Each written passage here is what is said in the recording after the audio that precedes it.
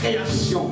Nous voulons que tu te mouves encore, que tu agites ces lieux, que tous ces lieux, Seigneur, soient un lieu dans lequel toi tu vas librement agiter, librement, Seigneur, travailler. Que ton œuvre précède cette œuvre de la création, Seigneur. Que ton action précède, oh, cette parole que Dieu va prononcer ce matin. Parce que nous savons que cette parole va régénérer une âme. Nous savons que cette parole va récréer quelqu'un. Nous savons que cette parole va ouvrir les yeux d'une personne. Nous savons que cette parole, Seigneur, va restaurer la santé d'une personne. Nous savons que cette parole va ouvrir encore un chemin, Seigneur, va éclairer. Parce que ta parole éclaire. Là où les sentiers, Seigneur, sont ténébrés, cette parole alors va éclairer. Oh Jésus, siège au milieu de ce louange. Siège au milieu de cette adoration. Que cette adoration t'élève, Seigneur. Parce que si elle t'élève, alors toi, tu vas éclater ta gloire au milieu de nous. Seigneur, nous savons que cette gloire, c'est notre rencontre de ce matin. Tu l'as décidé dans ta souveraineté. Tu l'as décidé dans ta majesté. Oh Jésus, nous déclarons solennellement ouvert ces clés. Et tel que nous déclarons, Seigneur, nous savons que l'ennemi est mis très loin de ces lieux. Nous savons que toute puissance qui ont travaillé la nuit pour faire échec, Seigneur, en ce moment, ils sont en ce moment, Seigneur, ils se plient devant la croix, ils se plient devant l'œuvre de la croix, ils se plient devant l'œuvre de la croix, ils ne peuvent rien, parce que, Seigneur, cet esprit de somnolence, cet esprit de voyage de pensée ne peut pas avoir l'ascendant sur nous. Ce matin, pendant ces 2 heures, Seigneur, c'est toi qui règnes et nous sortirons de ces lieux avec ta bénédiction. Au nom de Jésus. Amen.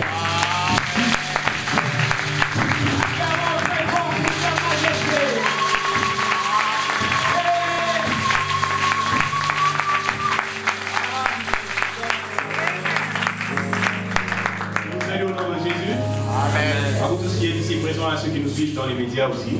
Bonjour à vous tous à travers le monde. Bonjour, bonjour. Est-ce que tu peux passer ce message, ce bonjour aussi à ton frère?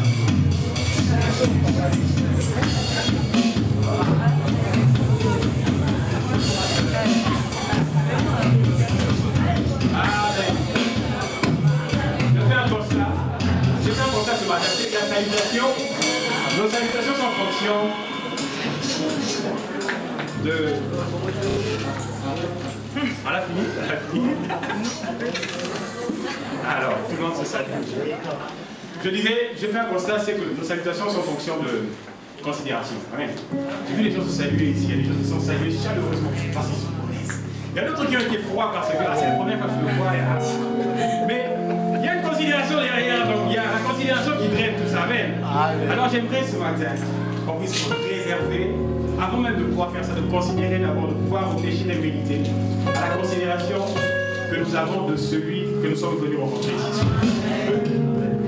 Je m'attends à tout fou.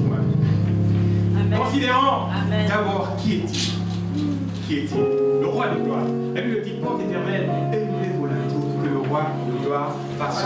Qui est donc ce roi de gloire? L'éternel, maître de l'univers, c'est lui le roi de gloire. Est-ce que vous considérez celui qui est? Prenons même 15 secondes pour d'abord considérer avant de pouvoir se saluer, avant de pouvoir les lever. Amen. Avant de pouvoir se déchaîner. Parce qu'il est digne de recevoir plus que ce que tu as fait à ton voisin. Je veux te dire une chose ce matin, c'est qu'il y a des rois dans ce monde qui ont donné des décrets afin qu'on puisse les élever d'une certaine manière. Mais cela qui a poussé à Daniel et ses compagnons la fosse au lion, parce qu'ils n'ont pas salué le roi comme il le fallait, sans aller dans la fosse au lion. Maintenant nous avons le roi de gloire. Le roi de gloire. Il n'a pas besoin des forces pour l'élever. Nous avons trouvé le roi. Nous partirons de cette terre qui demeurera roi. Il est roi éternellement. Comment vas-tu l'élever? Comment tu le considères ce matin? Comment tu le considères ce matin? Il n'est pas comme un roi de ce monde, mais il est élevé au-dessus de tous les rois. Alors j'aimerais que tu acclames le roi maintenant, sans tu te dois de l'acclamer. Le roi, mais le roi de gloire.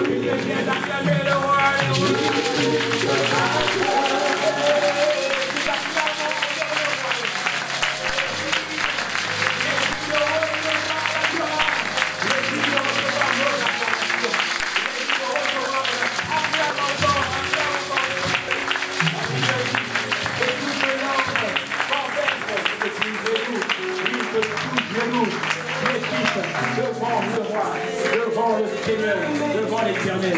J'aimerais te rappeler que ce que la Bible décrit dans ce passage se réalise ce matin maintenant. Si la Bible dit que tous genoux fléchissent comme si c'était dans le futur, j'aimerais te dire que tes genoux sont ici présents et ces genoux doivent fléchir afin de donner au roi de gloire tout l'honneur qui lui est dit, tout l'honneur qui lui est dû. Yes, yes, bien-aimé, ne parle pas à côté de cela. Acclame encore ton roi, car il en est digne, il en est digne, il en est digne, il en est digne.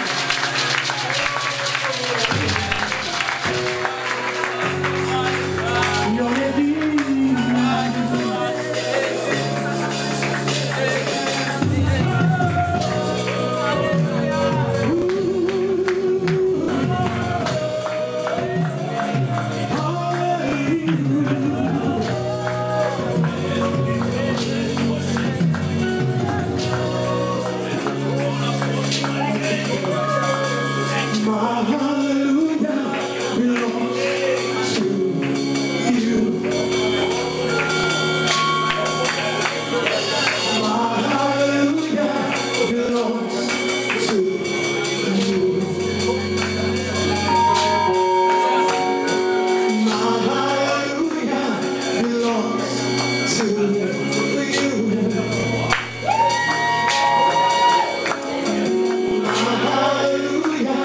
Belongs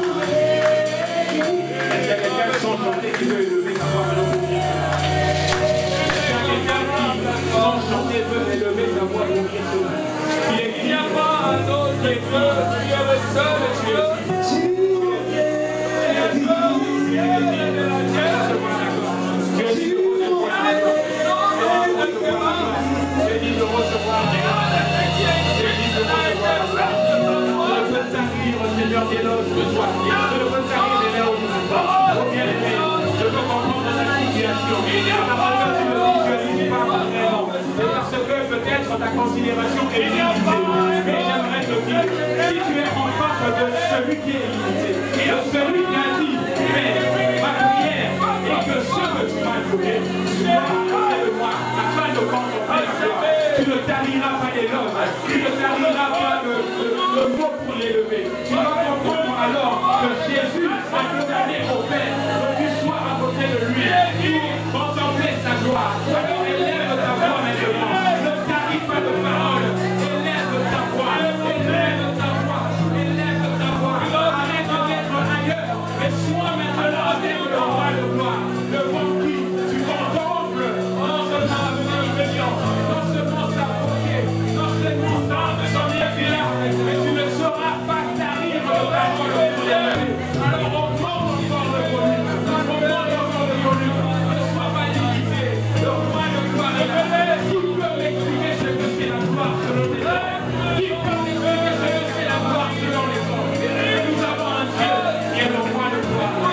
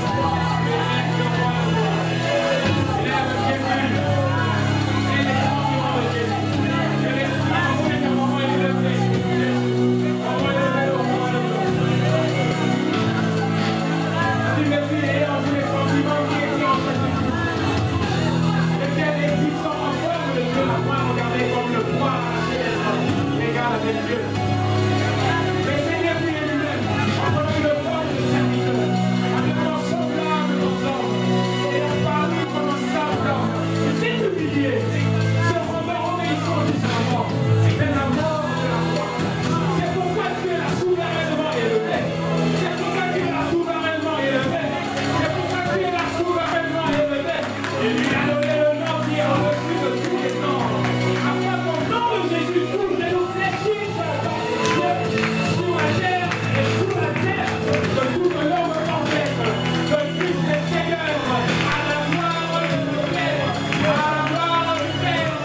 Je demande maintenant, à le continuer de lever, que quelqu'un élève sa voix, afin de lever Jésus. Ne reste pas silencieux, ne reste pas silencieux.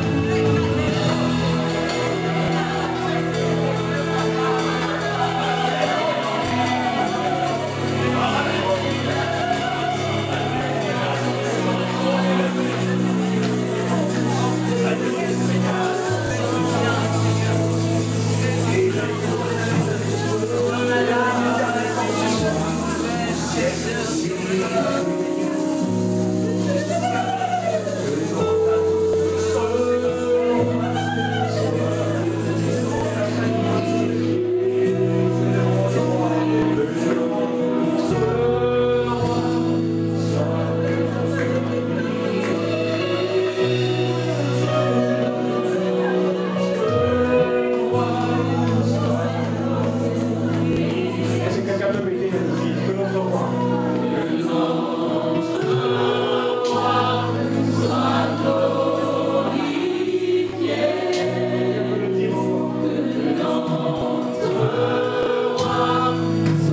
est-ce qu'on peut le faire nous tous ensemble? Que personne ne reste silencieux, s'il vous plaît. Pas un seul homme. La Bible dit quand le peuple est nombreux, c'est la gloire de leur roi. Est-ce qu'on peut être nombreux à dire ce mot? Est-ce qu'on peut être nombreux à dire seulement cette phrase? Que notre roi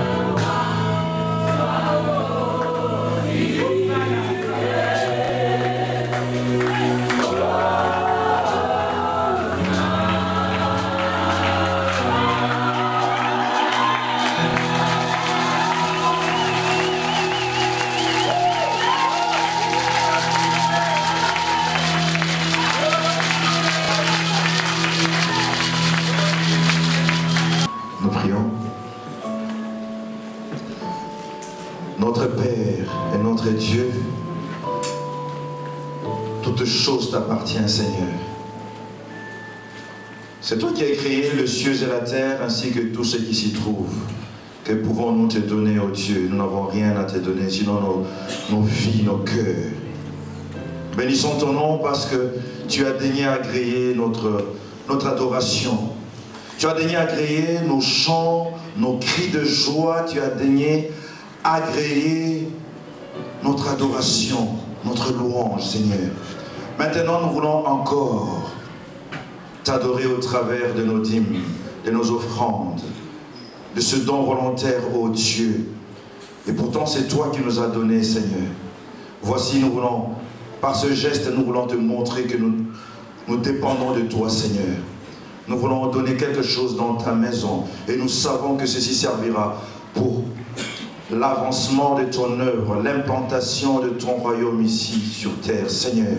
Et l'avancement de l'évangile, l'annonce de l'évangile et la bataille des âmes, ô Dieu. Nous savons qu'il y a des promesses qui sont liées à ce geste au Père. Mais toi, tu es un Dieu fidèle. Nous savons que tu vas réaliser toutes ces promesses. Merci, ô Dieu, parce que tu nous redonneras en retour. Ça, nous le savons. Tu es fidèle, Seigneur. Merci pour le cœur qui veut le donner, mais dont la main n'a rien. Veux-tu le bénir, ô Seigneur, afin que la fois prochaine, que la main aussi puisse donner. Nous bénissons ton nom et nous rendons grâce au nom puissant, merveilleux, glorieux, miraculeux de Jésus. Nous avons ainsi prié. Amen. Amen.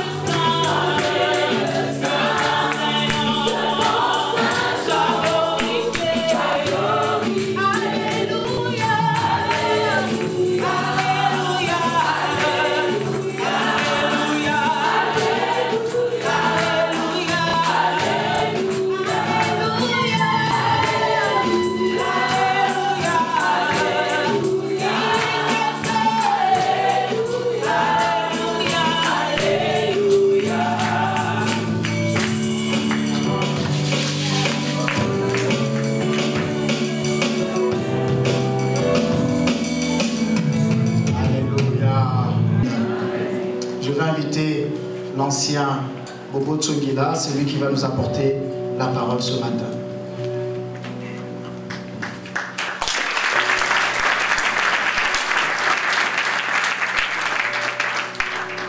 Alléluia. Je vous demande à nous tenir debout, nous allons chanter un cantique. Papa, nous sommes dans ta présence, fais ton rêve. Ta pluie, ta présence au milieu de ce matin. Papa, nous sommes dans ta présence,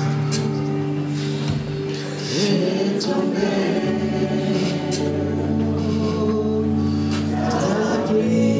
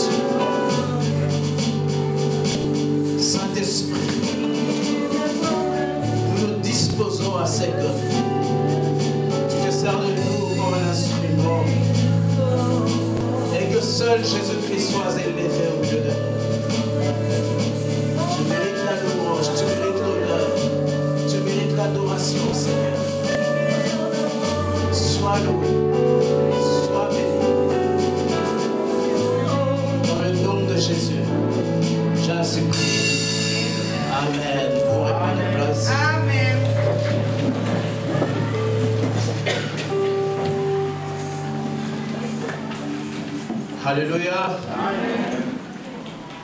Pour chaque génération, pour chaque temps, il y a toujours une pensée de Dieu. Amen. Nous sommes de cette génération. Dieu a voulu qu'on existe, qu'on vive en cette période d'année. Ça veut dire que Dieu a un plan, Dieu a un but qu'il veut atteindre dans cette génération. Pour chaque temps, pour chaque génération, Dieu a choisi des hommes et des femmes. Alléluia.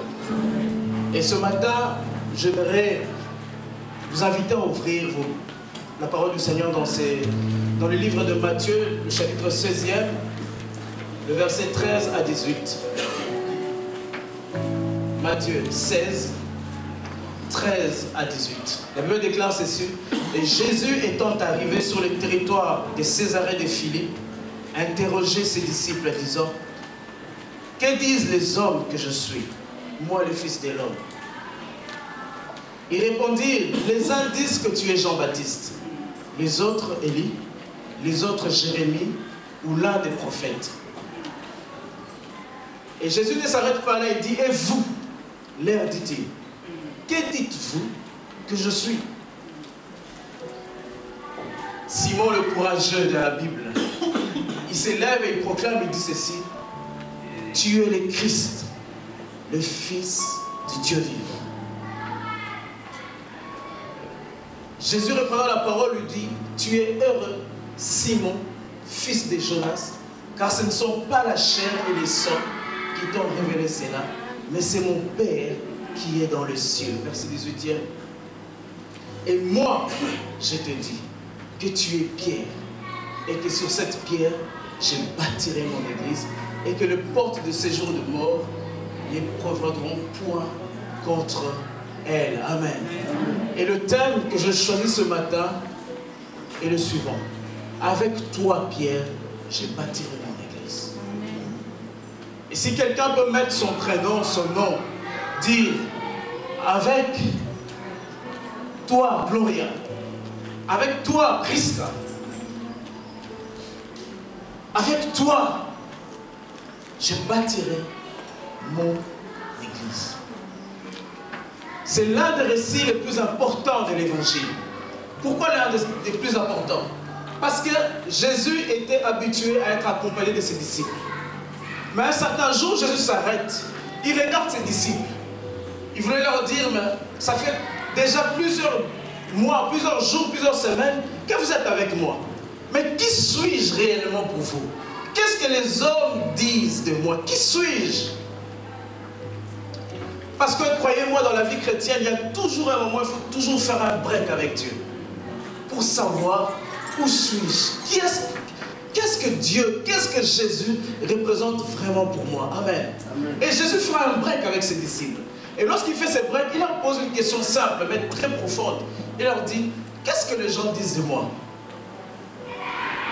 Et la Bible dit, les disciples disent à Jésus, mais les gens disent que tu es Jean-Baptiste. Les gens disent que tu es Élie. Les gens disent que tu es le prophète. Parce qu'ils ont remarqué que dans la vie de Jésus, Jésus faisait des miracles, n'est-ce pas? Jésus annonçait le royaume. Jésus faisait plein de choses. Et ils se sont dit, certainement que tu es Jean-Baptiste. Et Marc, chapitre 6, versets 14 et 16, nous dit ceci. Et le roi Hérode en a entendu parler, donc il a entendu parler de Jésus, car le nom de Jésus était devenu célèbre. Et il disait, Jean, celui qui baptisait et ressuscité d'entre les morts. Et c'est pour cela que les puissances miraculeuses agissent en lui. Mais d'autres disent, c'est Élie. Et d'autres disaient, c'est un prophète comme l'un des prophètes. Mais Hérode, l'ayant su, disait, c'est Jean que moi j'ai fait décapiter, c'est lui qui est ressuscité. Amen. Le roi Hérode, il dit, Jésus, c'est ces gens-là. Donc il est en train de confondre Jésus avec Jean-Baptiste.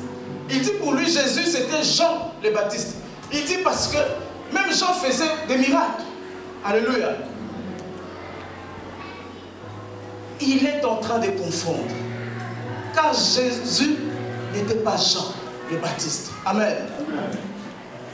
Et Hérode dit même, mais je me rappelle parce que c'est ces gens-là que j'ai même demandé qu'on puisse le décapiter. Certainement qu'il est revenu à la vie. Et Jésus maintenant pose aux disciples la question, et vous? Eux peut-être sont des personnes lointaines, ils ne me connaissent pas, ils ne vivent pas avec moi, ils ne sont pas avec moi. Mais vous, avec qui je suis tous les jours, qu'est-ce que je représente pour vous? Qui suis-je réellement pour vous? Frères et sœurs, le monde aujourd'hui, le monde connaît le nom de Jésus. Jésus aujourd'hui est devenu un Jésus de l'histoire. On dit 500 ans avant, 500 ans après Jésus-Christ, n'est-ce pas? Mais qu'est-ce que Jésus représente réellement? Aujourd'hui, nous avons beaucoup de fêtes dans ces pays occidentaux. La Pentecôte, la Pâque, quoi encore? L'Assomption. Et Jésus est représenté comme un personnage historique qui aujourd'hui nous a ramené toutes ces fêtes. Mais qu'est-ce que Jésus représente vraiment aujourd'hui? Qu'est-ce qu'il représente? Qu'est-ce qu'il est pour toi, pour moi, pour cette nation dans laquelle Dieu nous a placés? Qu'est-ce qu'il représente? Et Jésus leur demande, pour vous, qui suis-je? Face à cette question, probablement qu'il n'y avait que deux réponses. La première réponse que les disciples pouvaient donner, ils pouvaient dire, c'est toi qui as multiplié les pains, n'est-ce pas? Parce qu'on avait déjà dit que Jésus était Jean-Baptiste. Donc ils étaient même limités par rapport à la réponse qu'ils pouvaient donner. Ou soit la deuxième des choses, il pouvait manquer à dire. Parce qu'il pouvait se dire, mais tout ce qu'on peut penser de Jésus, on l'avait déjà dit, n'est-ce pas? Il n'y avait que ces deux moyens, ces deux possibilités-là. Et c'est là que Dieu intervient. C'est là que le Père intervient. Et Pierre se lève et dit, tu es le Christ, le Messie, le Fils du Dieu vivant. Et Jésus regarde et dit, cette réponse-là, aucun homme ne pouvait connaître que j'étais le Messie. Aucun homme ne pouvait connaître que j'étais le Christ. Parce que tous les hommes, lorsqu'ils regardaient Christ, ils pensaient seulement qu'il était un Dieu de miracles. Ils pensaient seulement qu'il était un Dieu qui a donné des prophéties. Mais Jésus était plus que cela. Jésus était plus que Jean-Baptiste. Jésus était plus que Élie. Il était plus que les prophètes. Il était le Messie. Ça veut dire que Jésus était la réponse à Dieu. Il était le projet caché de Dieu. Il était celui que Dieu avait pensé. La Bible déclare dans le livre de la Genèse que la postérité de la femme écrasera le serpent. Dès le livre de la Genèse, le projet de Jésus, le projet de l'Église était dans le cœur de Dieu. Et Christ, quand il regarde Pierre, il dit cette réponse-là, aucune chair, aucun sang ne peut donner cette réponse-là. Car cette réponse est une révélation. Et Jésus dit, ça ne vient que de mon Père. Et la différence est laquelle? C'est que Jésus voulait que les disciples aient une vision large de lui. Jésus voulait que les disciples ne s'attardent pas seulement à sa personne. Mais il y avait sa personne et l'œuvre que Jésus devait accomplir. Beaucoup d'entre nous nous attardons seulement à la personne de Christ.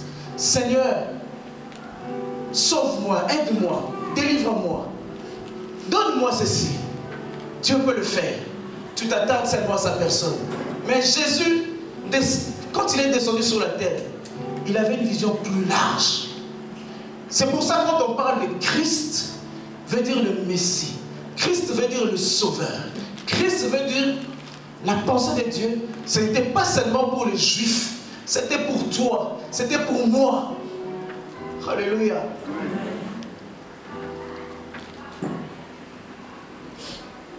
Et ce que j'aime avec le Seigneur, c'est que lorsque le Seigneur leur pose cette question, parce que Dieu veut qu'il n'ait pas autour de lui des fanatiques. Tu es Jean-Baptiste.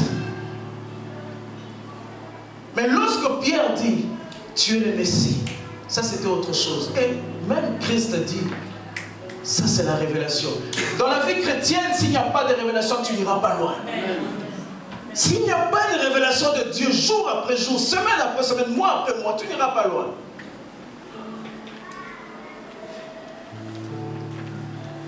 Il faut aller de profondeur en profondeur avec Dieu. Là où il y a la faiblesse, là où la faiblesse demeure, là où la faiblesse persiste, là où la faiblesse reste longtemps, ça veut dire que la révélation de Dieu n'est pas forte, n'est pas grande dans cette vie. Ce qui nous différencie dans la vie chrétienne, ce n'est pas le fait que tous on vient dimanche après dimanche prier. Ce n'est pas le fait de venir semaine après semaine à l'église. Non. Parce que ceux qui ont servi Dieu dans le temps, ils n'avaient peut-être pas des églises locales comme ça. Imaginons-nous que Dieu aujourd'hui dise que l'église locale n'existe pas. Comment vas-tu vivre ta foi? Comment vas-tu vivre ta foi? Quand Abraham a vécu sa foi avec Dieu, il n'y avait pas d'église. C'était une question de révélation. Il connaissait le Dieu qu'il servait. Il n'y avait point d'église. Il n'y avait point de réunion de la semaine. Parce que sa relation était profonde. Et Jésus dira, il faut que tu aies la révélation pour marcher avec moi, pour continuer avec moi, pour aller avec moi. C'est une question de révélation. Et là où il y a la révélation, même le fait de venir au culte change. Parce que j'ai une relation personnelle, j'ai une relation profonde avec Dieu. Je n'attends pas qu'on me dise loue, adore. Même si au niveau de la musique ça ne marche pas, mais ma relation avec Dieu ne dépend pas de ça. Amen. Jésus voulait dire à Pierre, lorsque je suis descendu, ce n'était pas seulement pour guérir les malades, ce n'était pas seulement pour multiplier les pains, mais j'étais la réponse de Dieu à tous les du monde. À tous les problèmes du monde.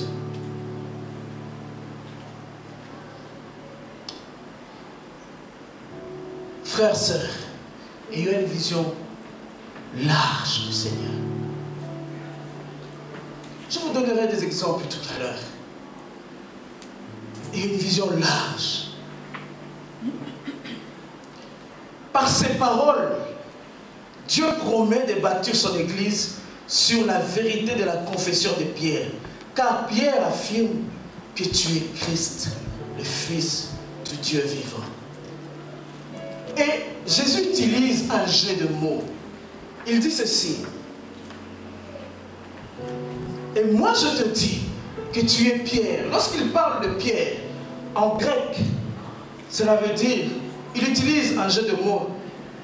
Petra. Petros plutôt. Petros qui veut dire une petite pierre. Lorsqu'il dit à Pierre, tu es Pierre, il dit tu es une petite pierre. Tu es fragile. Tu n'as peut-être pas de forme. Tu n'as peut-être pas beaucoup de valeur. Il dit, mais sur ce rocher, sur cette pierre, ça veut dire sur la déclaration qui est sortie de ta bouche, toi quand tu as dit que c'est Christ est le Fils de Dieu, je prends cette parole et sur cette parole, je bâtirai mon église. Il voudrait dire à Pierre, Pierre, le plus important n'est pas ce que tu es. Tu es une petite pierre. Mais la deuxième pierre dont Jésus parle, en grec, ça veut dire Petra. Ça veut dire le roc, le rocher. Notre vie doit être fondée sur le rocher qui est Christ. Peu importe notre faiblesse, peu importe nos incapacités, Dieu ne regarde pas cela. Parce que lorsque Dieu prend ta faiblesse, lorsque Dieu prend ta petitesse, il le fait asseoir sur sa parole. Amen. Car sa parole est le roc, car sa parole est le rocher. Il dit à Pierre, Pierre, tu es petit, tu n'as pas beaucoup de valeur, tu n'es peut-être rien. Mais sur la parole qui est sortie de ta bouche, puisque tu as dit que Christ est le Fils, moi, Jésus, je prends cette parole et l'Église va reposer sur cette parole, sur ce rocher. Christ est le fondement de l'Église. Alléluia. Voilà pourquoi, lorsque tu marches dans la vie chrétienne, même lorsque ton frère ou ta soeur est en train de foi de tomber, aie une vision différente. Aie une vision élargie. Il est faible. Je n'encourage pas dans sa faiblesse. Je ne souhaite pas qu'il reste dans la faiblesse.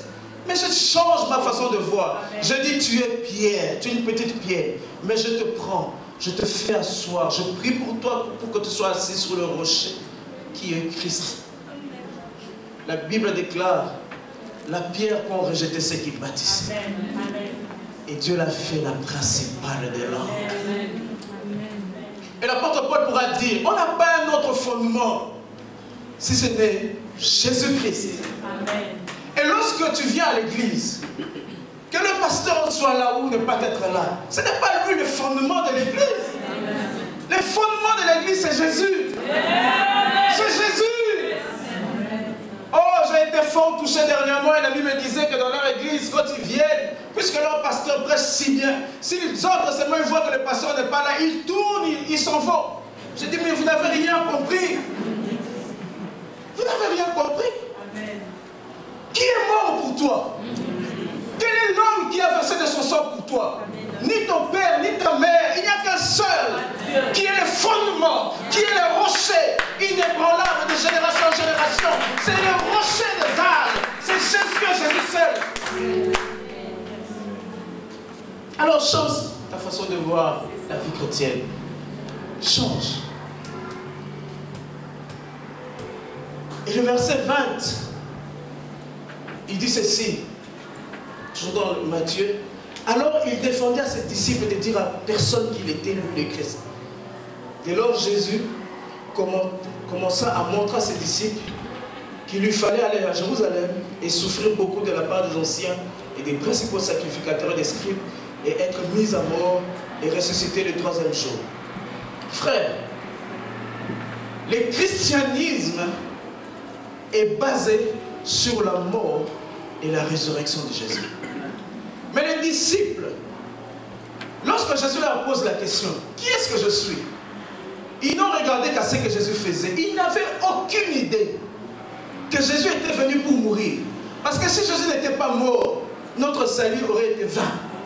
Si Jésus n'était pas ressuscité, notre salut aurait été vain.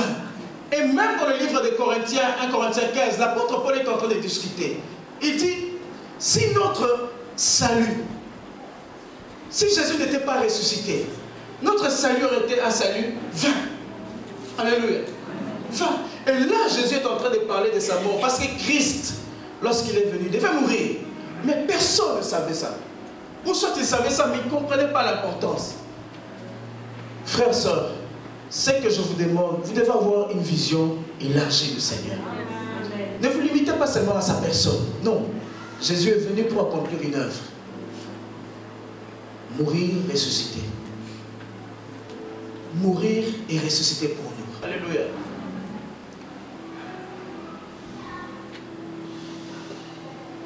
Et c'est là qu'on parlera pour la première fois de ce terme église. Tu es pierre et sur cette pierre, je bâtirai mon église. Personne ne connaissait l'église. C'était quoi l'église? Église vient de ce mot ecclésia, qui veut dire sortir de la séparation du monde. L'église peut être cette église locale, la communauté des hommes et des femmes qui viennent prier. Amen. L'église, c'est aussi toi, moi, dont le Saint-Esprit est en nous. Tu es l'église. L'église n'est pas ces bâtiments, non. Les bâtiments nous aident seulement à être dans de bonnes conditions. Amen. Mais on comprend lorsqu'on dit allons à l'église. C'est une façon de parler, on se comprend. Mais l'église n'est pas ces bâtiments. L'église, c'est toi, c'est moi, rempli du Saint-Esprit. C'est ça l'église. L'église, même locale, peut-être, des hommes et des femmes peuvent se retrouver là à l'extérieur en train de prier. C'est l'église. Dans une maison. C'est l'église. D'ailleurs, dans les actes des apôtres, souvent on disait que l'église qui se retrouve dans telle maison, c'était l'église. C'est l'église locale. Là où des hommes et des femmes proclament Jésus, c'est l'église. Ils reconnaissent sa seigneurie, c'est l'église. Et Dieu a voulu que l'église existe pour un but. Donc même quand nous sommes là, il y a un but pour lequel Dieu veut qu'on existe. L'église n'a pas été créée seulement pour être créée, non. C'était le projet de Dieu, le projet qui existait depuis longtemps. Et l'apôtre Paul même, lorsqu'il dit dans 2 Corinthiens 11, 2, il dit « Car je suis jaloux de vous, d'une jalousie de Dieu, parce que je vous ai fiancé à un seul époux, pour vous présenter à Christ comme une vierge pure. » L'apôtre Paul dit « Vous qui avez accepté le Seigneur, vous êtes son église, vous êtes sa fiancée, vous allez devenir son épouse. Et je donnerai le maximum de ma vie pour que vous puissiez être une vierge pure. Lorsque le Seigneur reviendra, qu'il puisse vous trouver pur, marchant dans la sainteté, dans la sanctification, dans la crainte de Dieu. C'est ça le but de l'Église. L'Église, c'est la réponse de Dieu à la folie des hommes. Frère Français, est-ce que tu peux me balancer l'image de ce selfie-là? Cette semaine, il y a quelques jours, en Italie, quelque chose s'est passé. Un homme était à la gare et une femme s'est fait faucher par un train. Et cet homme, qu'est-ce qu'il fait? Au lieu de secourir la femme qui était fauchée par le train, il a pris son selfie pour faire une photo. C'est passé la semaine passée en Italie. Et ça a été un tabou en Italie. Même les journalistes ont dit, où va ce monde? Où va ce monde? La folie des hommes. C'est pour cela que Christ dit, tu es pierre. Et sur cette pierre, je bâtirai mon église. Pourquoi là où il y a la folie, il faut que l'amour de Dieu vienne. Il faut que les compassions de Dieu viennent. Parce que si Dieu laisse les hommes comme ça, les hommes vont à la perdition. Comment comprendre quelqu'un qui est fauché? Au lieu de le secourir, au lieu de l'aider, mais il fait un selfie. Où va ce monde? Tu es Pierre, tu es la réponse de Dieu à la folie des hommes. Je suis la réponse de Dieu à la folie des hommes.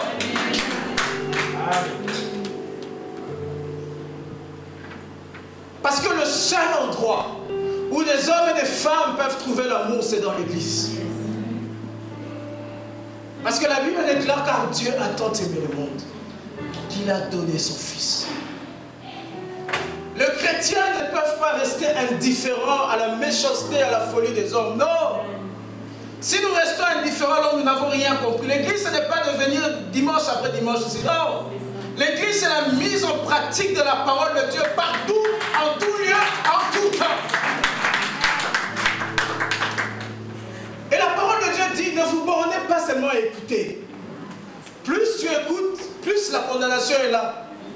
Plus tu écoutes, plus tu mets en pratique. Et là où il y a la folie des hommes, et surtout dans ces temps où le mal ne fait que s'empirer, c'est là que je disais, nous sommes de cette génération pour répondre à la folie des hommes de cette génération. Dieu n'a pas voulu qu'on existe dans les années 30. Dieu ne voudra peut-être pas que tu existes dans les années 2050, 2060. L'important, ce n'est pas de vivre beaucoup. L'important, c'est de vivre, mais d'accomplir la volonté pleinement et parfaite de Dieu. Christ n'avait que 3 ans pour impacter le monde. Il est parti après 3 ans de son œuvre, de son ministère. Et même nous sommes le fruit, le résultat de son travail. Et même les apôtres, lorsqu'ils ont reçu les mandats, lorsqu'ils ont reçu la mission, lorsqu'ils ont compris que Dieu les avait choisis pour impacter le monde. Frères et sœurs, regardez Pierre et Jean dans les Actes chapitre 3. Lorsqu'ils vont à l'église, comme nous venons à l'église, quand ils rencontrent cet homme-là boité qui était là, qu'est-ce qu'ils font? Il met sa main pour demander l'aumône. Mais ces gens-là, qu'est-ce qu'ils disent? Ils disent, nous n'avons ni or, ni argent pour te donner. Parce que même si on te donne de l'or, on te donne de l'argent, ça va t'aider aujourd'hui, demain, après-demain. Mais ça ne va pas te garder pour l'éternité. Mais ce que nous avons, ils ont compris qu'ils avaient quelque chose. Ils ont compris qu'ils avaient été choisis. Ils ont compris que Dieu les avait mis à part pour un but, pour une mission. Et lorsqu'ils regardent, c'est quoi qu'ils disent? Mais ce que nous avons. Toute personne qui donne sa vie à Christ a déjà quelque chose. Toute personne qui donne sa vie à Christ a quelque chose. Le problème, c'est que très souvent, on a peur d'agir. La peur nous paralyse. Si je dis aujourd'hui qu'on aille prêcher la parole à Molenbeek, combien vont venir? On a peur. Quand on aille à Molenbeek, les gens auront peur. Ils vont dire, ah, j'ai peur qu'on nous attaque. Mais alors qu'ici, on loue, on danse, on loue, on danse. Non, l'église n'est pas ces murs. Non. C'est pratiquer la volonté de Dieu partout. En tout lieu, en tout temps. Et Pierre et Jean lui disent, nous n'avons ni or, ni argent. On a quelque chose de plus glorieux, de plus précieux que l'or et l'argent. Nous avons le nom de Jésus. Nous avons le nom de Jésus. Je veux encourager quelqu'un. Lorsque tu es seul, tu es face même à quelqu'un qui est malade. N'importune toujours pas les responsables de l'église. Tu as reçu les mandats. Tu imposeras les mains aux malades. Et les malades seront guéris. Tu fais partie de l'église. Tu as reçu le mandat.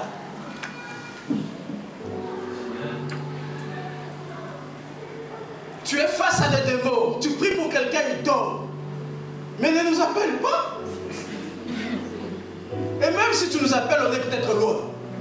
Tu as reçu le mandat. Il faut que tu chasses les démons. Il faut que tu croies que lorsque tu vas te lever pour chasser les démons, ils vont partir. L'église, on a tel... Papa dit, on doit changer la façon de parler à l'église. Parce que si on ne vous conscientise pas, vous allez mettre sur nous beaucoup de poids, beaucoup de fardeaux. Il y a des choses que vous-même vous pouvez faire avec la parole de Dieu. Cet homme de Dieu a été là-bas au Congo, ce grand homme qui a servi le Seigneur. Il disait une fois, il est allé, il a rencontré quelqu'un pour qui il devait prier. Et la personne est tombée.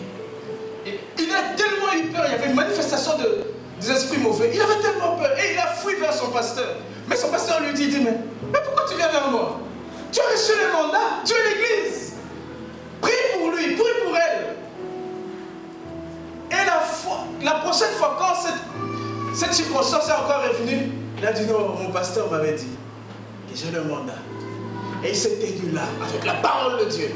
Il a dit, démon, je t'impose, tu pars maintenant. Et le démon est parti. Il s'est dit, waouh, même avec moi ça marche. Oui, tu es Pierre. Et sur cette pierre, je bâtirai mon église. Est-ce qu'on peut acclamer le Seigneur?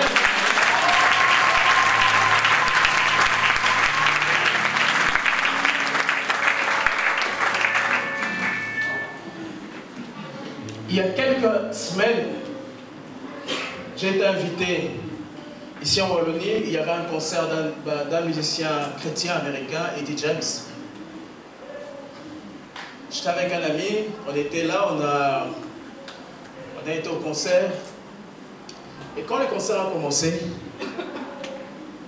cet artiste chrétien, Eddie James, il donnait son témoignage, il disait, c'est vrai que je suis un artiste chrétien. Mais aux États-Unis, j'ai rassemblé plus ou moins 100 jeunes, des filles, des garçons, qui ont été abandonnés à la rue. Je les pris en ma charge. Je leur annonce l'évangile. Je les aide pour que même dans la vie sociale, dans la vie professionnelle, qu'ils évoluent. Et lorsqu'il est venu, il est venu avec une vingtaine de jeunes, de ces jeunes-là. Les dons que ces jeunes-là avaient quand ils chantaient, c'était merveilleux. Mais moi, ce qui m'a dit, que je t'ai dit, d'abord, il est arrivé à l'aéroport. Ceux qui les avaient invités, c'est des amis pasteurs. Ils ont été à l'aéroport ici, ils l'attendaient. Comme l'avion avait eu un retard, ils ont dit, Eddie James, tu es déjà là, entre dans le véhicule, parce que le temps qu'on arrive là-bas en Wallonie, c'est quand même loin. Et les autres pourront suivre, l'autre qui pourra suivre. Eddie James dit, non, je suis venu avec ces enfants-là. Concert ou pas concert, ensemble on en partit. Je ne peux pas partir si je le laisse, même un seul. Alors cet ami pasteur me disait, ça c'était une grande leçon qu'il avait reçue ce jour-là. Parce que nous, quand tu as un programme, et qu'on te met la pression, on te dit, va, viens, on t'attend. Tu vas, tu dis, bon, vous allez le suivre. Mais Eddie James avait compris que dans l'église, il y a un rôle à jouer. Il faut être un père.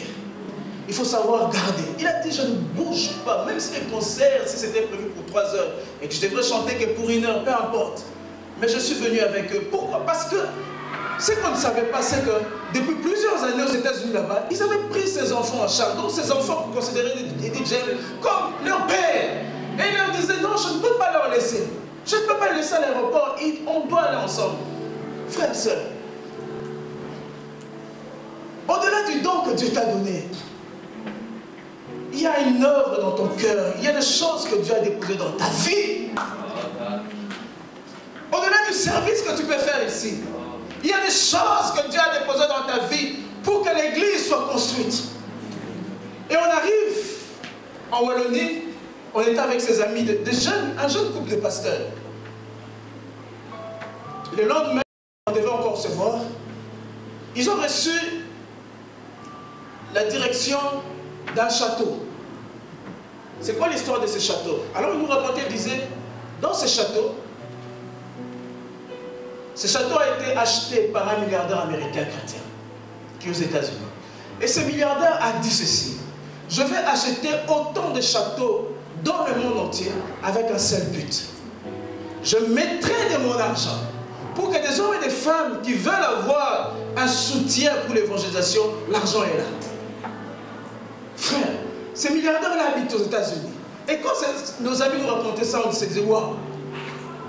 Nos amis nous disaient, vous savez, dans cette région ici en Wallonie, on se disait, on avait seulement envie de prier. On voulait commencer quelque chose, on n'avait pas d'argent, on ne savait pas où. Et par hasard, ils sont allés à ce château-là, ils ont rencontré les responsables de ce château-là, c'était des Américains. En parlant, ils ont su qu'ils avaient un désir seulement de servir Dieu. Ils ont dit non, nous on a des sous. On leur a aidé à ouvrir une église. Et pas seulement ça, ce qu'ils faisaient maintenant, ils sortaient dans leur région, ils rencontraient des jeunes à la rue. Ils disaient, on organise 3 journées dans le château que vous connaissez, gratuites. Ils ont fait des événements. Ils disaient, on louait des bus qui prenaient les jeunes sur Bruxelles ici, à Mons, à Charleroi ou ailleurs. On amenait ces jeunes, même à Walibi, passer la journée. Et quand ils revenaient en soir, on leur annonçait l'évangile. Parce qu'avec ces activités, leur cœur était déjà ouvert. Et le soir, on parlait de Jésus à ces jeunes. Et ils disaient, il y a eu beaucoup de conversions. Mais ils n'avaient pas d'argent. Il y avait un milliardaire américain qui vit jusqu'à aujourd'hui, qui avait dit, j'achète des châteaux. Le seul but, gagnez-moi des âmes. Gagnez-moi des âmes. Gagnez-moi seulement des âmes. Quand tu nous racontais ça, on avait les larmes aux yeux, on s'est dit, Seigneur. Je leur disais, qu'avez-vous fait? Ils disaient, non. On allait à la rue, on voyait des jeunes. Venez, on organise 3 journées là-bas, gratuit. La bouffe, les activités, gratuit. Et les jeunes venaient. Et quand ils venaient en soirée, on leur présentait Christ. On leur présentait Christ. On leur présentait Christ. Ils pouvaient les amener à Walibi ou ailleurs. Ça, c'était les méthodes, mais le but était le même. De les gagner. Je me suis dit, Seigneur, moi qui pensais, j'ai une méthode, je pense à une méthode pour gagner les âmes. Non! Laisse-toi conduire par le Saint-Esprit. Tu es capable de te mettre en contact avec quelqu'un qui a des sous, qui ne sait pas quoi faire, qui n'a qu'un projet. Gagnez-moi des âmes. Et il avait dit, je fixe un nombre des âmes. Pour l'Europe, je veux par exemple qu'on me gagne 10 000 personnes. J'ai dit, Seigneur, quand nos amis nous racontaient, j'avais le larme aux yeux, j'ai dit, Seigneur, aide-nous. Et quand ils voulaient maintenant, le propriétaire, là, après plusieurs années, il voulait revendre les bâtiments. Il y a quelqu'un d'autre qui est venu racheter. Mais nos amis disaient, priez pour nous afin que Dieu nous donne ce château. Parce que dans ce château, il y a une histoire, un héritage de prières ici. Parce que nous avons vu des jeunes être changés, transformés ici. On s'est associés dans la prière, on a dit, c'est vrai qu'aujourd'hui vous êtes les gestionnaires de ces patrimoines, de ces biens, mais nous prions que dans les années à venir, dans le mois à venir, que celui qui a racheté les bâtiments vous le cède, vous le vende, pour que vous puissiez continuer dans la même lancée. Amen. Amen. Je l'ai dit et je leur ai dit, tu es Pierre, ça veut dire petite. Tu n'as peut-être pas beaucoup de connaissances, peu importe. Tu n'as peut-être pas beaucoup de sagesse, peu importe. Ce qui importe pour le Seigneur, c'est tu es Pierre. Sur cette pierre, je bâtirai mon église. Si tu dis seulement Seigneur, utilise-moi avec mes faiblesses, afin que mes incapacités, mes manquements. L'apôtre Paul dira ceci. C'est lui qui prend les choses folles pour confondre les sages. C'est lui qui prend les choses faibles, sans force, pour confondre les choses fortes. Seigneur, utilise-moi pour ce temps. Dans cette génération, je vais bâtir ton œuvre avec toi. Ouvrier avec Dieu. La vie chrétienne ne peut pas seulement se limiter à tes propres questionnements, à tes propres problèmes. Non.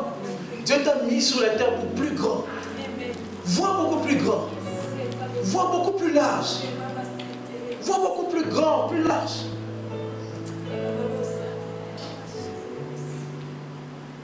Dieu veut que nous devenions des Mamadou Gassama spirituels. Alléluia. Spirituels. Des hommes et des femmes qui peuvent être prêtes à monter, à grimper plus haut pour gagner, pour consoler, pour encourager, pour fortifier. Amen. La Bible ne dit-elle pas que les choses de la nature ne vous enseignent-elles pas? Comment cet homme peut tout laisser au risque, au péril de sa vie pour sauver un enfant qu'il ne connaît même pas? Il n'a pas de lien, il ne connaît pas. Si ces choses dans la nature ne nous enseignent pas, alors on a un problème. Deviens, sois Un Mamadou Gassama, un spirituel. Prêt à sauver, prêt à prier, prêt à consoler, prêt à aider. Ne reste pas là comme ceux qui regardaient, ceux qui filmaient, mais ils étaient là. Ne filme pas, ne fais pas de selfie, va à l'action. Et Jésus, quand il dit Pierre, je t'ai appelé, je t'ai choisi, pas seulement pour que tu observes, pour que tu regardes, mais deviens un acteur dans cette génération. Un acteur, une actrice de cette génération.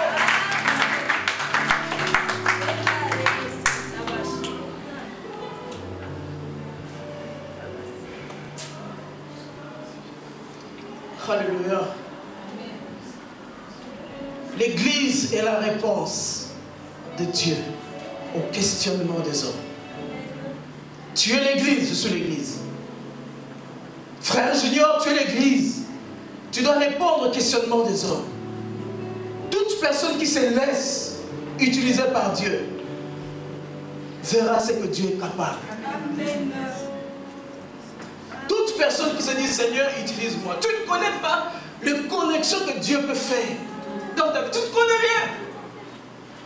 Dis seulement Seigneur, utilise-moi. Je suis Pierre. Mais prends ma vie. Mets-les sur le rocher qui est ta parole. Utilise-moi. Afin que je bâtisse. Et comment l'Église peut manifester le royaume de Dieu sur cette terre, dans ces temps?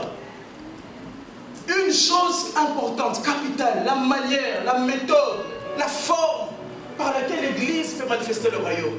La Bible déclare dans le livre de Corinthiens 3 choses. L'espérance, la foi, l'amour. Mais dit, la foi passera. L'espérance passera. Mais une chose va demeurer. L'amour de Dieu va demeurer.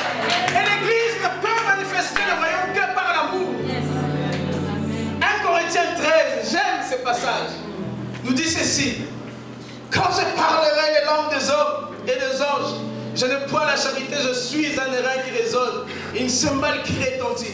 Et quand j'aurai la prophétie, et quand je connaîtrai tous les mystères et toute la science, et quand j'aurai toute la foi jusqu'à transporter les montagnes, si je n'ai pas la charité, je ne suis rien.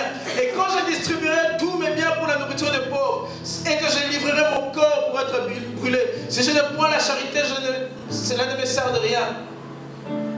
La charité est patiente. Elle n'est point envieuse. Elle ne s'enfle point. Elle n'est pas malhonnête. L'amour ne cherche jamais son intérêt. Jamais. L'amour ne périt jamais. Elle excuse tout. Elle croit tout. Elle supporte tout. Elle endure tout. Les prophéties. Un jour, toi qui aimes les prophéties, ce n'est pas mauvais les prophéties, amen. Mais un jour les prophéties cesseront. Les parlants là, rababababa, cesseront. La prédication comme ça va cesser un jour. La louange comme ça, ici sur la terre, un jour, ça va cesser. Mais une seule chose qu'on retrouvera sur la terre, on retrouvera dans le ciel, c'est l'amour de Dieu. Pourquoi l'amour de Dieu? Pourquoi l'Église doit parler, doit présenter l'amour de Dieu? Parce que l'amour de Dieu, c'est le caractère de Dieu. Amen. Tu ne pourras jamais changer beaucoup de gens lorsque tu seras violent, brutal. Amen. Lorsque tu auras un message qui condamne les gens, tu ne changeras pas beaucoup.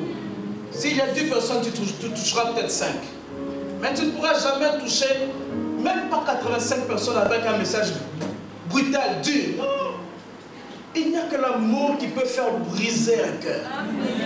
Il n'y a que l'amour, il n'y a que la compassion de Dieu, la miséricorde de Dieu qui peut toucher quelqu'un, qui peut amener quelqu'un à se dire non, je donne ma vie au Seigneur. La méthode, la forme, la façon dont tu présentes l'évangile, c'est ce qui peut toucher quelqu'un. N'amène pas un évangile qui tu cries sur les gens, non, tu le condamnes, non, tu ne gagnes pas quelqu'un lorsque tu le condamnes. Tu es Pierre avec tes faiblesses, avec tes manquements. Mais j'utilise les rocs, la parole de Dieu. Je te ramène vers Dieu. Je te présente l'évangile, je te présente Jésus avec l'amour, la compassion, la miséricorde de Dieu. Dieu veut nous utiliser. Dieu veut t'utiliser. On va nous balancer la dernière photo de cette femme, de ce couple, Ken et Yoni. On a été à Zaventem plusieurs fois en retraite. Il y a eu des livres qui parlaient de cette femme, frère Ado, je ne sais pas si tu te rappelles, des livres gratuits. Beaucoup d'entre nous l'ont vu, n'ont pas lu. Beaucoup d'entre nous ont pris, mais n'ont pas lu. C'est l'histoire de cette femme, Yoni, tétraplégique. Ça veut dire que ses membres ne fonctionnent plus. Il a eu un problème avec sa moelle épinière. Un jour, subitement, elle est servante de Dieu aux États-Unis. Un jour, subitement, elle connaît un problème, et puis pouf, tétraplégique. Elle ne bouge plus sous sa chaise. Elle pleurait et dit, Seigneur, qu'est-ce qui m'arrive? Qu'est-ce qui m'arrive? Des fois, lorsqu'on a des pleurs, Dieu ne répond toujours pas. Mais ce n'est pas parce qu'il ne répond pas qu'il n'est pas avec toi. Il est là. Et cette femme, découragée, a dit, Seigneur, je vais te servir même dans ma situation. Et quelques temps après, il rencontre Ken. Lui, il est bien portant, Ken. Et les gens ont dit dans la famille de Ken et de Yoni, mais Ken, tu es fou. Tu veux épouser une femme tétraplégique. Ils ont plus de 30 ans de mariage aujourd'hui, ils vivent. Les gens ont dit à Ken, tu es fou. Mais Ken a dit non, mon cœur bat pour elle. J'aimerais te dire, toi qui sers le Seigneur, ne pense pas que c'est fini, tu n'es pas encore marié, tu es attristé, tu es découragé. Comment quelqu'un peut épouser une femme tétraplégique comme ça? Comment? Les voies de Dieu sont insondables. Reste attaché à Dieu, le reste lui-même il sait quand, comment, la manière, la forme. Cette femme tétraplégique qui était là, il rencontre Ken. Ken dit, mon cœur bat pour toi. Hey, Ken, tu es sûr? Mon cœur bat pour toi. Ils se sont mariés et ils ont eu à cœur de sillonner le monde pour annoncer l'évangile.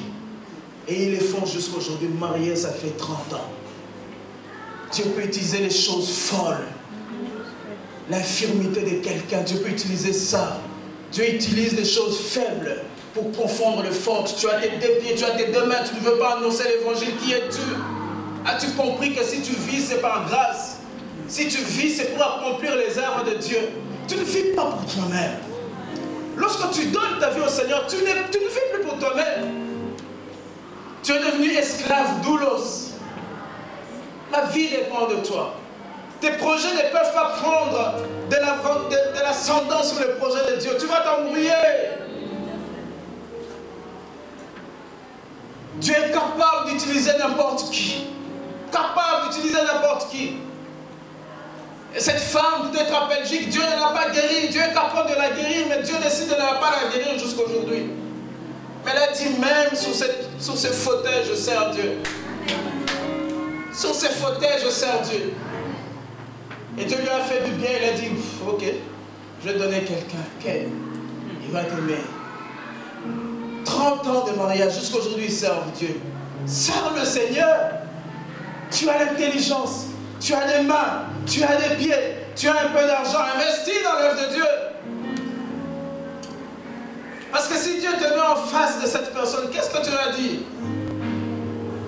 Et elle dit même que les aéroports sont devenus leur deuxième demeure. Tellement qu'ils voyagent à travers le monde pour annoncer la parole de Dieu. Et quand une personne comme elle, assise sur son fauteuil, témoigne de Jésus, mais des hommes et des femmes doivent être touchés. Parce que déjà sa condition physique est un message. Est un message à l'évangile. Frère, nous n'avons pas beaucoup de temps. On ne réalise pas, on n'a pas beaucoup de temps pour toucher le monde. Le temps passe. Même Jésus n'avait pas beaucoup de temps. Et Jésus savait que le ministère, la mission ne pouvait pas continuer. Il n'allait pas demeurer éternellement sur la terre. C'est pour cela qu'il a choisi quelques-uns. Il a dit, Pierre, viens. Jean, viens. Pierre, Matthieu, viens. Je n'ai que 3 ans pour former. Après les 3 ans, je dois partir, je dois monter. Mais je sais que si je touche bien, je forme bien, la mission va continuer. Et la mission a continué. Tu ne sais pas combien de jours te reste pour vivre. Tu ne sais pas. Qui es-tu? Qui es-tu? Ton travail te prend tellement du temps. Tes enfants te prennent tellement du temps. Tu as toujours des raisons. Un homme de Dieu disait, il racontait ceci, il disait, un homme avait reçu l'appel de Dieu. Mais il a dit au Seigneur, Seigneur, je veux d'abord finir mes études. Dieu dit, ok, finis tes études. Il finit ses études, il dit, Seigneur, je veux un travail. Dieu dit, ok, prends le travail. Dieu dit, j'ai besoin de toi. Il dit, Seigneur, je dois me marier. Dieu dit, marie-toi. Il s'est marié. Il dit, Dieu l'appelle, il dit, Seigneur, les enfants. Dieu dit, ok, je te donne les enfants. Et après, il dit, Seigneur, maintenant je suis prêt à te servir. Dieu dit, non. Dès le jour où tu étais en train de me donner des conditions, j'avais déjà choisi quelqu'un d'autre. Tu as raté ton appel. Va avec ton travail, va avec tes enfants. Mais le but pour lequel tu es venu sur la terre, c'est parti. C'est passé. Vous pensez que Dieu nous a amenés dans ce pays pour rien? Tu as déjà mangé beaucoup de frites. Dieu a un but. Dieu ne peut pas déplacer quelqu'un de 8000 km pour rien. Amen. Pour rien, non. Dieu a un but. Dans ce royaume, dans ce pays, je bâtirai mon église. À Bruxelles, à Charleroi, à Liège, à Mons, à Anvers. Je dois bâtir mon église.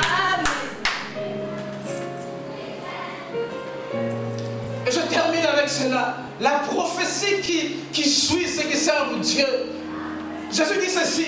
Le porte de séjour des morts ne prévoit donc pas contre elle.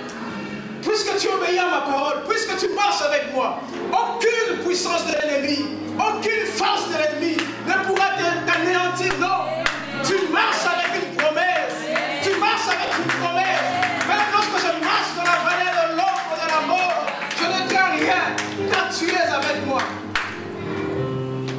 Lorsque la mort se présente dans ta maison, dans ta famille, sous divers aspects, dans ta propre vie, la séduction du diable est entrée dans ton cœur. Lorsque la mort se présente dans ton foyer, la promesse est là. Pourquoi il parle de la mort? Parce que la Bible déclare que le dernier ennemi qui sera anéanti, c'est la mort. Et tout homme a peur de la mort. Parce que lorsque la mort vient, si tu ne connais pas Dieu, c'est un inconnu. Et Jésus dit, Pierre, tu vas bâtir l'église si tu l'acceptes. Il ne t'oblige pas. Et Pierre dit, Seigneur, je veux bâtir ton œuvre. Jésus dit, puisque tu veux bâtir mon œuvre, ne t'en fais pas. Les forces de mal vont se lever. C'est normal, c'est naturel. Mais ils te feront la guerre. Ils te feront la guerre. Mais ils ne te verront pas. Frères et sœurs,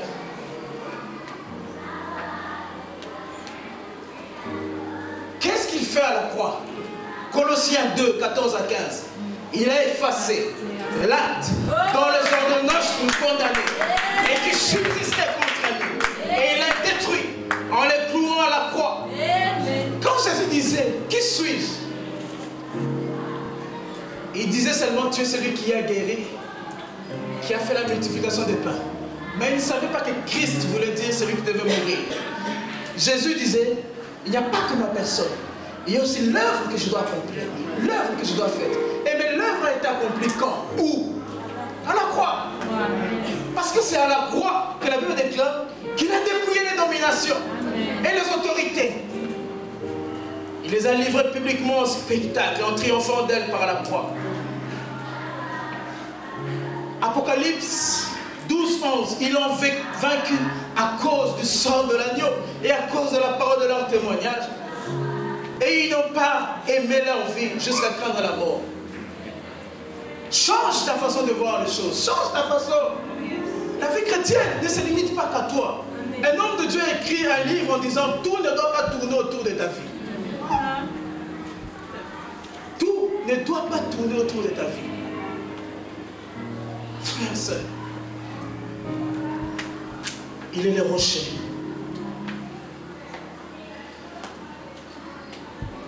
Je termine avec cette histoire. Et y a quelque temps, je lisais ces livres de cet homme de Dieu qui a marqué l'Afrique, qui a marqué le Congo, Haïti Nabala. Pour ceux qui connaissent, c'est lui qui a commencé ces mouvements de Nzambe Malamu, Fepako.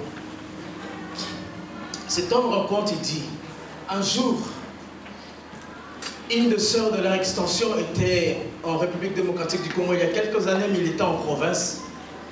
Il dit, on a dit, Pasteur Haïti Nabala, venez.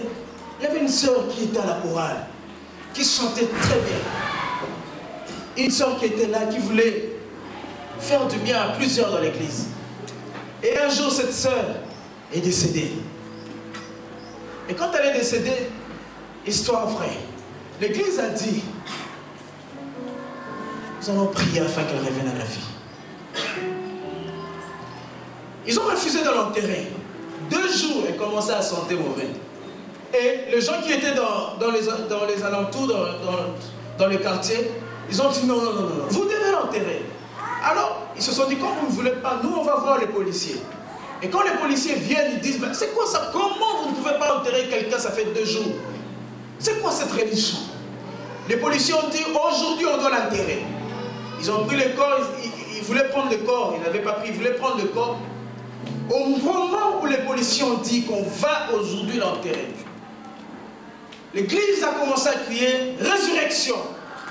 Ils étaient en prière. Ils ont commencé à crier résurrection, résurrection. Les policiers les regardent et disent, tiens, résurrection? Qui peuvent revenir à la vie s'il est mort? Et lorsque l'église a commencé à crier résurrection, résurrection, résurrection, l'église a dit non, cette femme nous a fait tellement du bien. On ne veut pas qu'elle parte. Au moment où elle criait résurrection, subitement le cercueil était sur l'estrade de l'église. Ils ont commencé à voir comme si de l'eau était en train de sortir du cercueil. Et quelques minutes après, cette sœur est revenue à la vie. Quand cette sœur est revenue à la vie, les policiers prirent la fuite.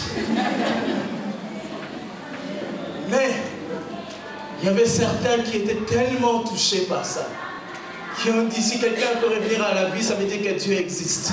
Ça veut dire que l'évangile est vrai. Amen. Et ils ont donné leur cœur au Seigneur. Par mort, où est ton écrion? Mort, où est ta victoire?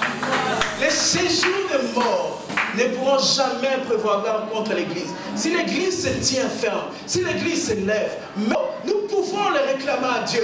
Même nos morts, nous pouvons crier à Dieu. Dieu n'a pas changé, c'est nous. Tu es pierre. Et sur cette pierre, je bâtirai mon église. Amen. Que le Seigneur nous bénisse. Amen.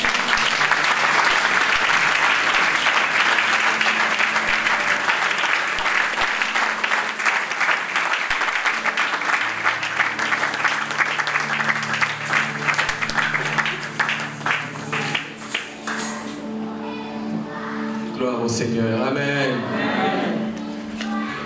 Gloire soit rendue à notre Dieu.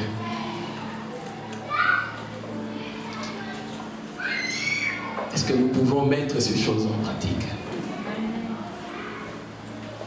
Est-ce que tu sais qu'à Bruxelles, ça fait un temps où beaucoup de gens débarquent, qu'on appelle des réfugiés qui viennent.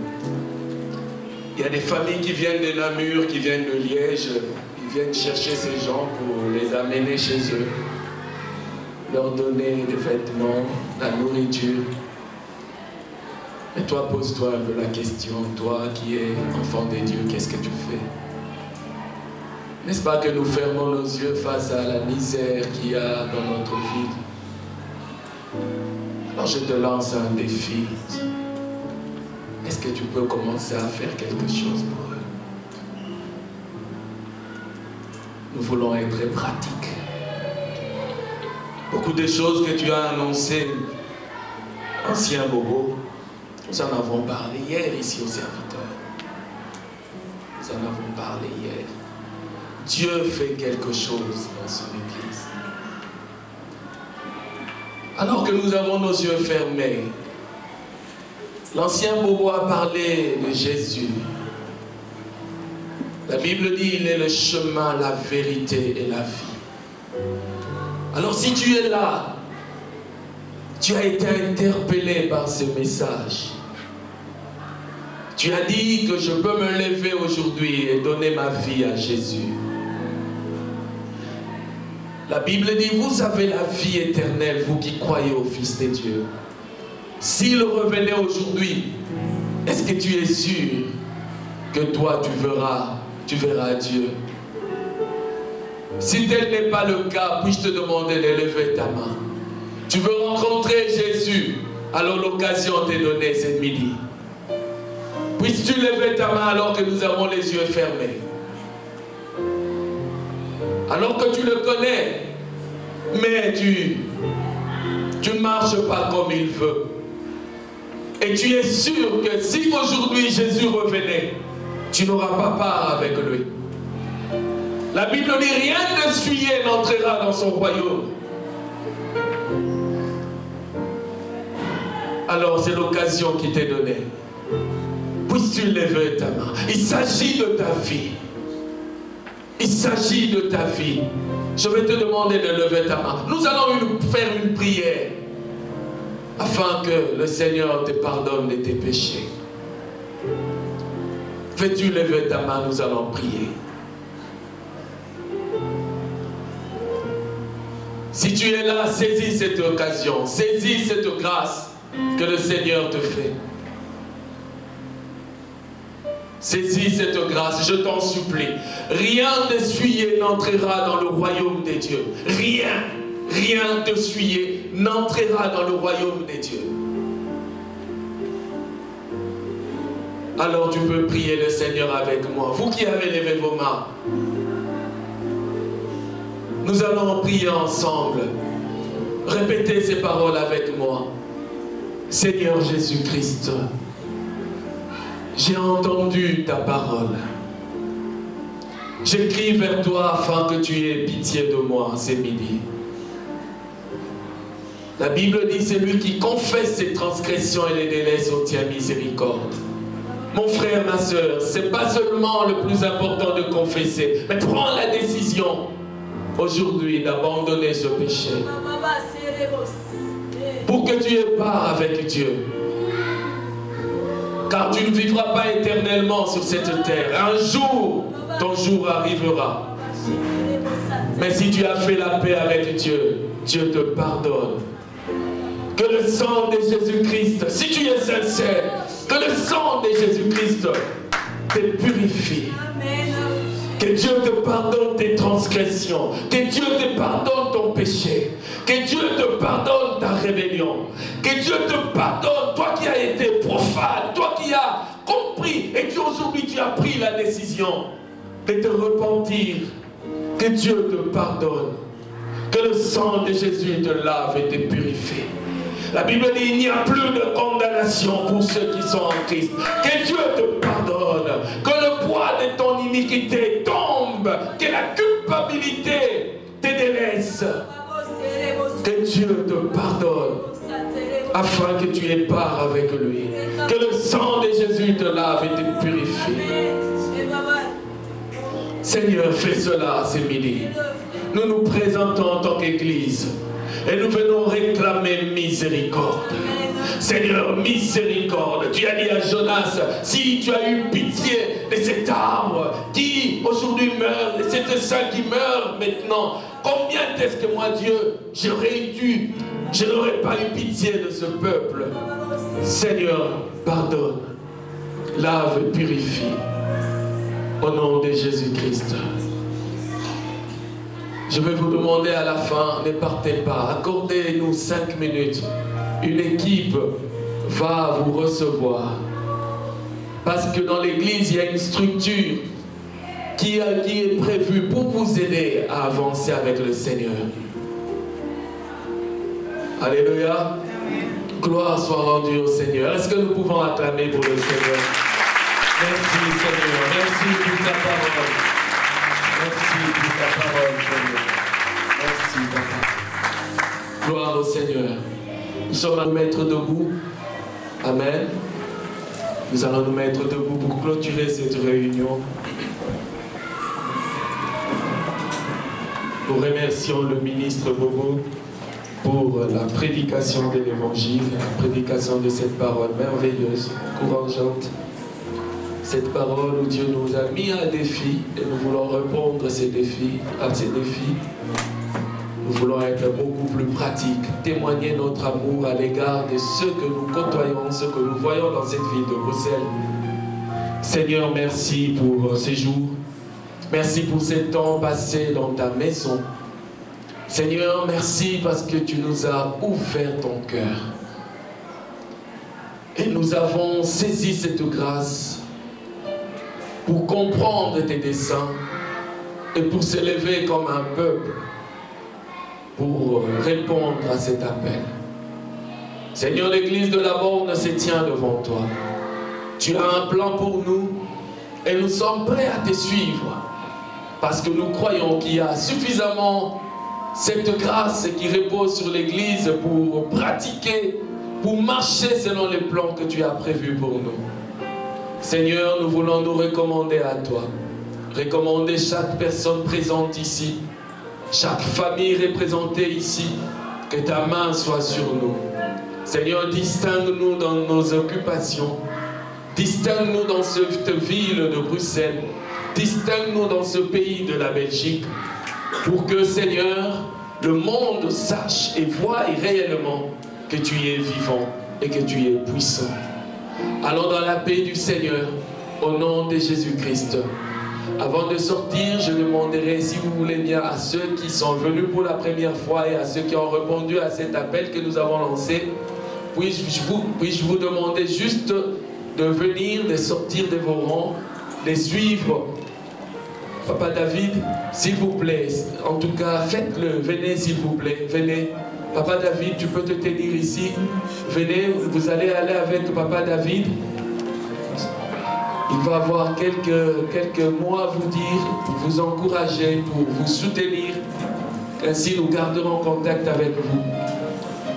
Venez, s'il vous plaît. Notre sœur qui nous a visités, vous pouvez aussi vous joindre au groupe qui sera reçu. Que le Seigneur vous bénisse. Papa David. Gloire au Seigneur. Nous vous souhaitons un excellent dimanche. Que le Seigneur vous bénisse. Amen. Papa Bobo, tu peux peut-être te tenir à la porte pour saluer le peuple de Dieu. Gloire à Dieu. Merci.